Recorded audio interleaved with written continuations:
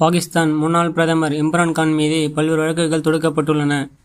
இந்த வழக்குகளில் அவர் மீது தண்டனை விதிக்கப்பட்டு வரும் நிலையில், மரண தண்டனை வரை விதிக்கக்கூடிய வழக்கில் ஒன்றும் அவர் மீது குற்றம் சாட்டப்பட்டுள்ளது. கிரிக்கெட் வீரராக இருந்து அரசியலில் கால் பதித்தவர் இம்ரான்கான், பாகிஸ்தானில் தெஹ்ரீக்-இ-இன்சாஃப் கட்சியை தொடங்கினார். கடந்த நாடாளுமன்ற தேர்தலில் அவரது கட்சி அதிக இடங்களை வென்றது. இதையடுத்து இம்ரான்கான் கூட்டணி ஆட்சியை அமைத்தார். பாகிஸ்தான் பிரதமராக 4 ஆண்டுகளாக இம்ரான்கான் பதவி வகித்த நிலையில், அவருக்கு அளித்து வந்த ஆதரவை கட்சியை வாபஸ் பெற்றன. இதையடுத்து 2022ஆம் ஆண்டில் இம்ரான்கான் தனது பிரதமர் பதவியை இழந்தார். அங்கு ஆட்சி மாற்றம் நிகழ்ந்தது. இதையடுத்து இம்ரான்கான் மீது அடுக்கடுக்கான வழக்குகள் பதிவு செய்யப்பட்டன. நீதிமன்றங்களில் அவர் மீதான வழக்குகளின் விசாரணை தீவிரமானது.